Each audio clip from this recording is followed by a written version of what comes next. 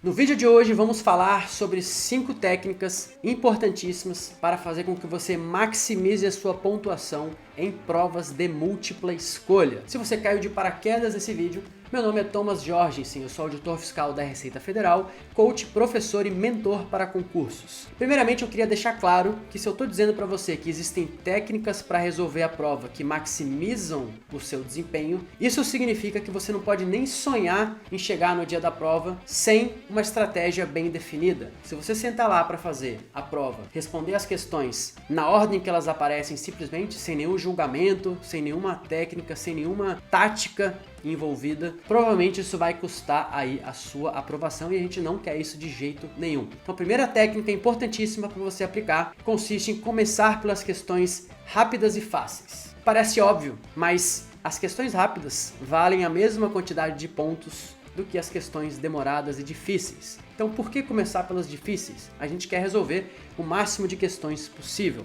Então a habilidade para identificar o tipo de questão com a qual estamos lidando, ela começa a ser exercitada desde o início dos estudos. Sempre tentem reparar no enunciado das questões, que aí com o tempo, com a sua maturidade, você vai aprendendo a entender que tipo de questão que está sendo cobrada, se é uma questão fácil, se é uma questão difícil e principalmente se é uma questão demorada ou se é uma questão rápida. Então se você começa a responder uma prova de português, já vá para o enunciado. Se o enunciado começar a falar assim, de acordo com as ideias do texto, o autor, você já pode parar e pular essa questão, que você já sabe que é uma questão de interpretação de texto e que provavelmente você vai demorar para responder. E assim você deve fazer com todo tipo de questão de todas as disciplinas. Tente sempre identificar as questões mais rápidas e comece respondendo por elas. Segunda técnica importantíssima, responda a prova de forma fatiada, principalmente se a sua prova tiver uma exigência de pontuação mínima por disciplina, ou mesmo que ela não tenha uma exigência de pontuação mínima, mas às vezes ela exige que você não zere em nenhuma disciplina. A técnica que eu gostava de aplicar nesse ponto era responder 60% das questões de cada disciplina numa primeira passagem. Então eu enfrentava a prova de português, das 20 questões eu fiz as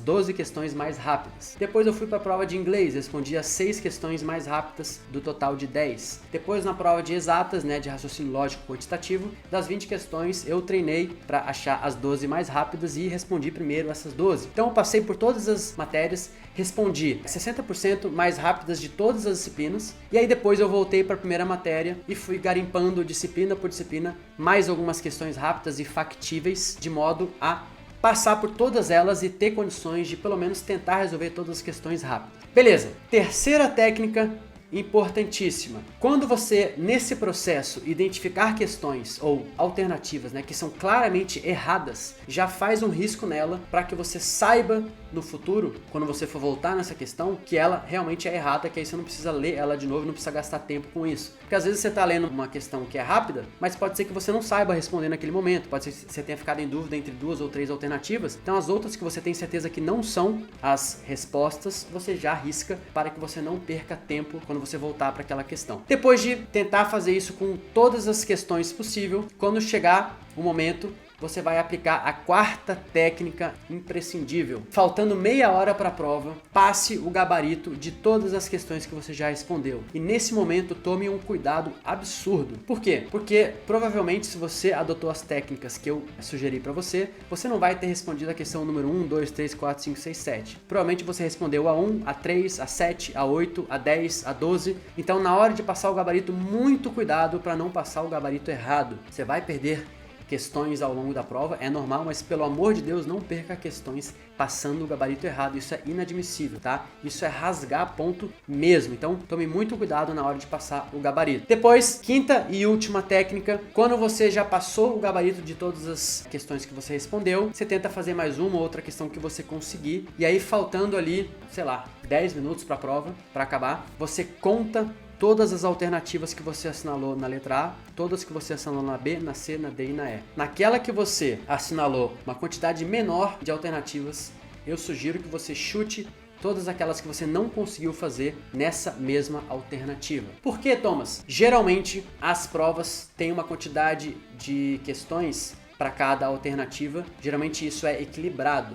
Então, por exemplo, se a prova tem 100 questões, mais ou menos 20 questões serão letra A, 20 letra B, 20 letra C, 20 letra D e 20 letra E. Isso não é 100% assim, tá? Não é uma coisa exata, mas eu já contei as alternativas de inúmeras provas e, em regra, elas são bem semelhantes. Então, se por acaso você deu sorte de identificar uma das letras como uma que você assinalou muito menos do que as outras, eu sugiro seriamente que aquelas que você realmente não conseguiu fazer, você chute todas naquela alternativa. Lógico, na hora que você decidir por uma alternativa e for chutar, se tiver alguma daquelas questões que você não conseguiu fazer, mas que você riscou e excluiu a alternativa que corresponde à letra que você vai chutar, daí é óbvio que nessa alternativa você não vai chutar essa letra, tá? Mas nas outras em que você realmente não conseguiu ter uma noção nenhuma naquela questão, você chuta naquela mesma letra. E lógico, isso só vai valer, só vai ter alguma eficácia se você tiver ido bem nas questões que você realmente se propôs a fazer, tá? Se você foi mal em todas as questões que você fez, é lógico que essa técnica não vai fazer